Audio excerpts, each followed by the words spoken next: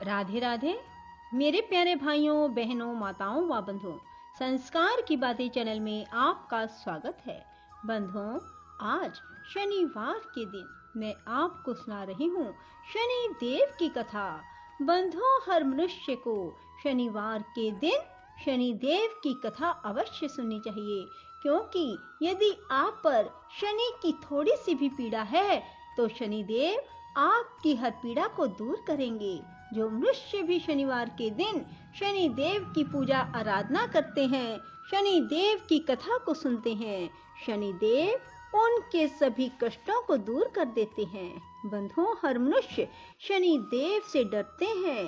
बंधुओं, यदि आप अच्छे कर्म करते हैं तो शनि देव से डरने की जरूरत नहीं है, क्योंकि शनि देव अच्छे कर्म करने वालों के साथ हमेशा अच्छा ही बर्ताव करते हैं। इसलिए बंधुओं, शनिवार के दिन शनि देव की कथा को अवश्य सुने।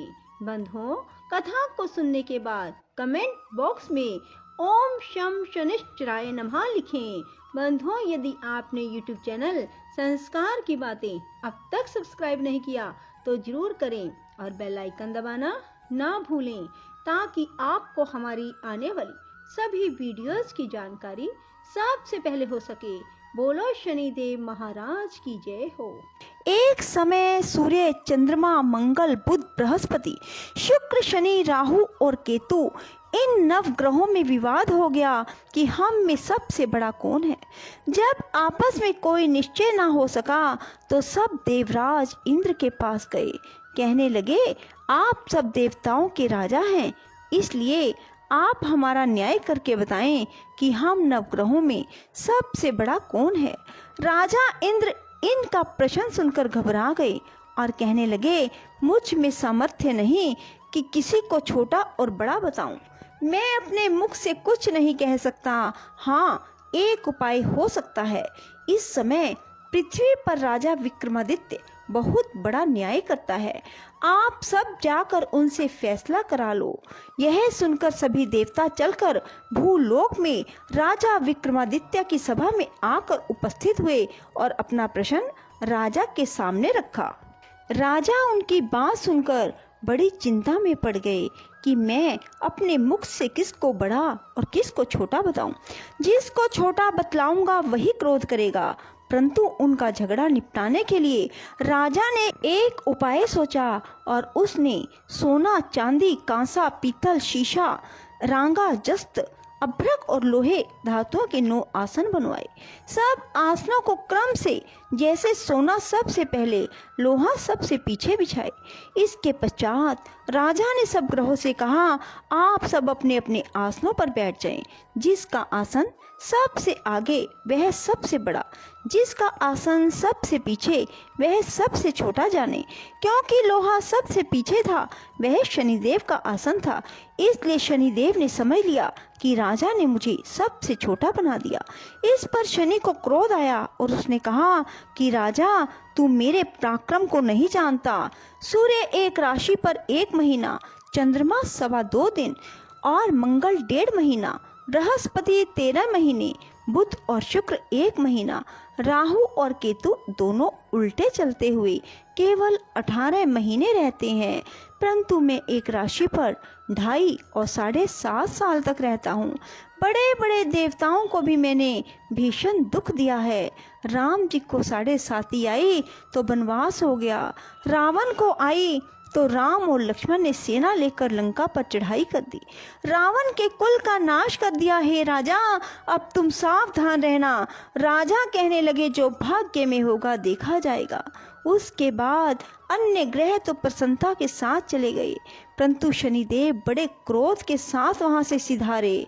कुछ काल व्यतीत होने पर जब राजा को 7.5 आई तो शनिदेव घोड़ों का सौदागर बनकर अनेक सुंदर घोड़ों सहित राजा की राजधानी में आए।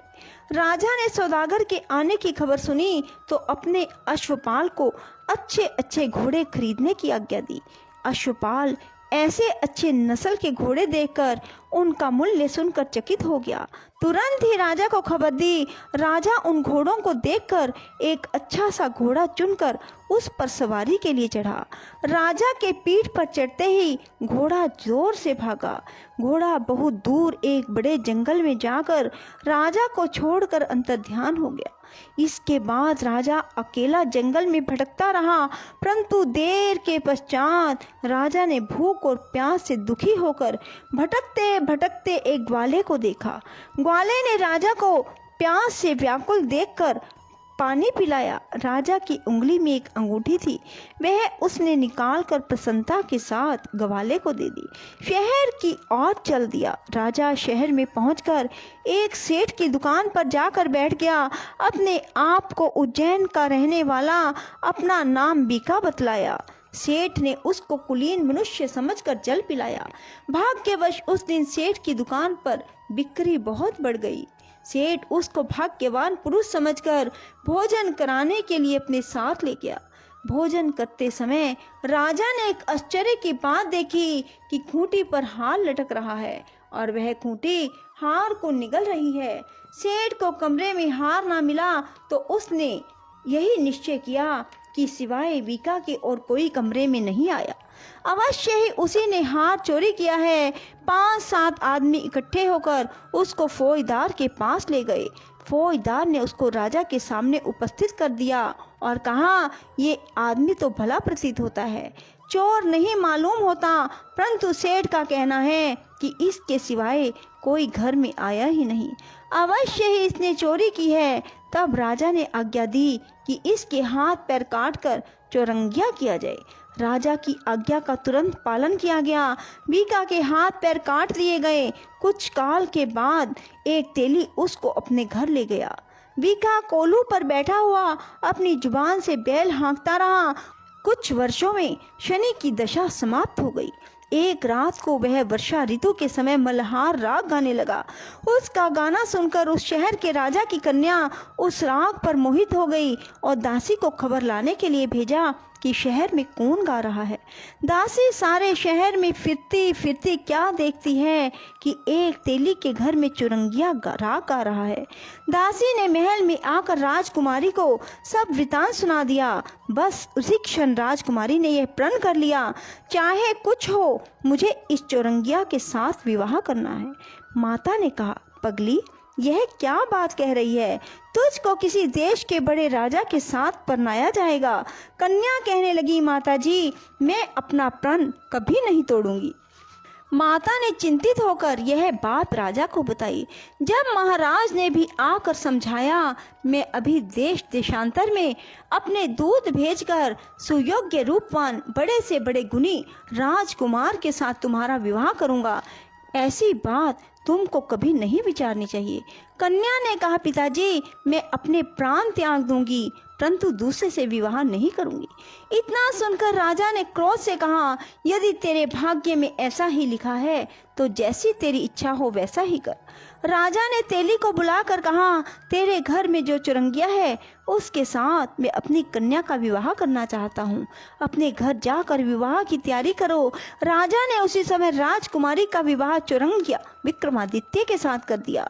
रात्रि को शनिदेव ने विक्रमादित्य को सौंप दिया, राजा देखो मुझको छोटा बतलाकर तुमने दुख उठाए। राजा ने क्षमा मांगी। शनिदेव ने प्रसन्न होकर विक्रमादित्य को हाथ पैर दिए। तब राजा ने कहा, महाराज मेरी एक प्रार्थना स्वीकार करें, जैसा दुख आपने मुझे दिया किसी को भी ना देना। शनिदेव ने कहा, तुम्हारी यह प्रार्थना स्वीकार है। जो मनुष्य मेरी कथा सुनेगा या कहेगा उसको मेरी दशा में कभी किसी प्रकार का दुख नहीं होगा। जो नित्य ही मेरा ध्यान करेगा और चींटियों को आटा डालेगा उसके सब मनोरथ पूर्ण होंगे। इतना कहकर शनिदेव अपने धाम को चले गए। राजकुमारी की आंख खुली, उसने पति के हाथ पांव देखे तो बड़ा आश्चर्य हुआ। राजा ने अपना समस्त हाल कहा कि मैं उज्जैन का राजा विक्रमादित्य हूँ। यह बात सुनकर राजकुमारी अत्यंत प्रसन्न हुई। प्रातःकाल राजकुमारी से उसकी सखियों ने पूछा तो उसने अपने पति का समस्त वृतांत कह सुनाया। सब ने प्रसन्नता प्रकट की और कहा कि ईश्वर ने आपकी मनोकामना पूर्ण कर दी। जब उस सेठ ने यह सुनी तो सेठ विक्रमादित्य के पास आया और उसके पैरों में गिरकर क्षमा मांगने लगा। आप पर मैं चोरी का दोष लगाया, आप मुझको जो चाहे दंड दें। राजा ने कहा, मुझ पर शनिदेव का कोप था, इसी कारण यह सब दुख मुझको प्राप्त हुआ, इसमें तुम्हारा कोई दोष नहीं, तुम अपने घर जाकर अपना कार्य करो। सेठ बोला, मुझे तभी शांति होगी जब आप मेरे घर चलकर प्रीतिपूर्वक भोजन करेंगे। राजा ने कहा, जैसी आपकी मर्जी वैसा ही करें। सेठ ने अपने घर जाकर अनेक प्रकार के भोजन बनवाए और राजा विक्रमादित्य को प्रीति भोज दिया। जिस समय वे भोजन कर रहे थे, एक अत्यंत आश्चर्य की बात सबको दिखाई दी। जो खूंटी पहले हार निकल गई थी वह अब उगल रही थी। जब भोजन समाप्त हो गया तो सेठ ने हाथ जोड़कर बहुत सी मोहरें राजा को भेंट की। कहा कि मेरे श्री कंवरी नामक एक कन्या है, उसका पाणिग्रहण आप करें। उसके बाद सेठ ने अपनी कन्या का विवाह राजा के साथ कर दिया और बहुत सा दान दहेज दिया। कुछ दिनों तक वहां निवास करने के बाद विक्रमादित्य ने शहर के राजा से कहा, अब मेरी उज्जैन जाने की इच्छा है। राजा और सेठ से विदा लेकर राजकुमारी मनभावनी, सेठ की कन्या श्री कंवरी दोनों जगह के दहेज में प्राप्त अनेक दास दासी, रथ और पालिकाओं सहित विक्रमादित्य उज्जैन की तरफ चले। जब शहर के निकट पहुंचे और पुरवासियों ने राजा के आने का संवाद सुना, समस्त उज्जैन की प्रजा अगवानी के लिए आई। बड़ी प्रसन्नता से राजा अपने महल में पधारे। सारे शहर में बड़ा भारी महोत्सव मनाया गया। रात्रि को दीपमाला की गई। दूसरे दिन राजा ने शहर में सूचना कराई कि शनि देव सब ग्रहों में सर्वोपरि हैं। मैंने उनको छोटा बतलाया, इसी से मुझको यह दुख उठाना पड़ा। सारे शहर में प्रत्येक शनिवार को शनि देव की पूजा और कथा होने लगी और प्रजा अनेक प्रकार के सुख भोगती रही। जो कोई मनुष्य शनिवार की कथा को पढ़ता अथवा सुनता है, शनि देव की कृपा से उसके सब दुख दूर हो जाते हैं। बोलो शनि देव महाराज की जय। राधे राधे, जय श्री कृष्णा। बंधुओं, यदि आपको हमारी वीडियो पसंद आए तो इसे लाइक करें और शेयर भी जरूर करें। धन्यवाद।